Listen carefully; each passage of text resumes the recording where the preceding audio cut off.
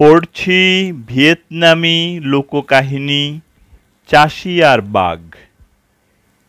এ কাহিনী লিখেছেন নজুয়েন জুয়ান থঙ্গ, অনুবাদ করেছেন সুব্রত বড়ুয়া। পড়ছি চাষি আর বাঘ। সে অনেক অনেক দিন আগের কথা। এক বনে থাকতো একটি বাঘ। সে ছিল বনের পশুদের রাজা। বাঘের গায়ে ছিল কালো লোম, দাঁতগুলো ছিল ছুরির মতো ধারালো।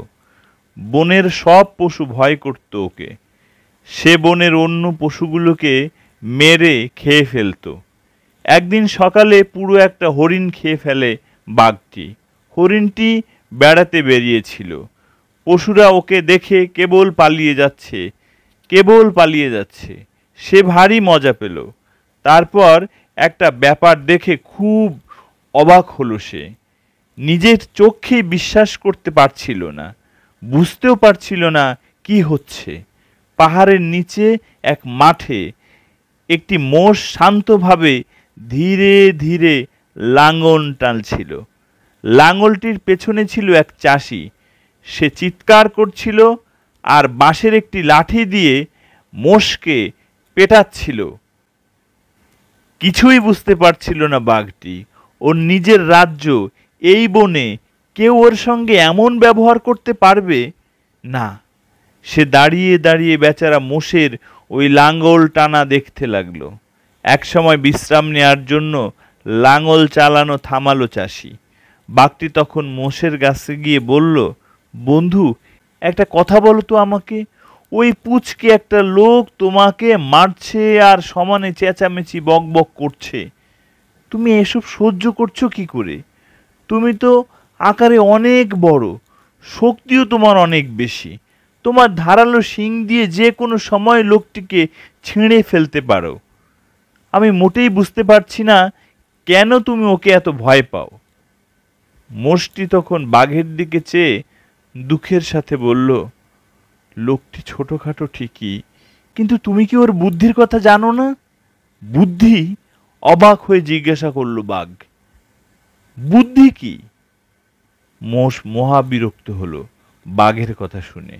আসলে ও নিজেও তো জানে না বুদ্ধি কি, কিন্তু সে কথা বাঘের কাছে স্বীকার করতে চাইল না। তাই সে বলল, তুমি বরং ওই মানুষটিকেই সে কথা জিজ্ঞাসা করো গিয়ে। বাঘ এবারে লোকটির দিকে এগিয়ে গেল। সে তখন বাঁশের হুঁকোয় তামাক খাচ্ছিল। ওই মোষটি আমাকে বলেছে যে তোমার নাকি বুদ্ধি আছে। সত্যি? হ্যাঁ, সত্যি। হ্যাঁ, আমার বুদ্ধি আছে, লোকটি বলল। তখন বাঘ বলল, সেটা কেমন? আমাকে একবার দেখাবে সেটা? তোমাকে দেখাতে আমার কোনো অসুবিধা নেই, তবে মাঠে কোথাও পড়ে গিয়ে হারিয়ে যাবার ভয়ে আজ সকালে আমি ওটা বাসায় রেখে এসেছি। বাড়ি গিয়ে একবার আনবে সেটা? আমার খুব দেখতে ইচ্ছে করছে, বলল বাঘ। নিশ্চয়ই, লোকটি বলল। তারপর কয়েক পা এগিয়ে হঠাৎ থেমে পড়ল। বাঘের কাছে ফিরে এসে বলল, আমি এখন যেতে পারবো না। আমি চলে গেলে তুমি যদি মোষটাকে মেরে ফেলো। বাঘ বলল, আমি শপথ করছি ওটাকে আমি মারবো না। সকালে একটা হরিণ আমি খেয়েছি, পেট ভরা আছে আমার। তোমার ভয় পাবার কোনো কারণ নেই। লোকটি দাঁড়িয়ে একটু ভাবল, তারপর বলল, ঠিক আছে, তুমি যদি তোমাকে ওই গাছটির সঙ্গে বেঁধে রাখতে দাও তাহলে আমি যাব। তখন আমার কোনো চিন্তা থাকবে না। বুদ্ধি জিনিসটি কেমন তা দেখতে বাঘের আর তর্স হয়েছিল না। সে তক্ষুনি রাজি হয়ে গেল। লোকটি তাড়াতাড়ি গাছের সাথে বেঁধে ফেলল বাঘটিকে। তারপর সে শুকনো পাতা আর গাছের ডালপালা এনে জড়ো করলো বাঘের চারপাশে।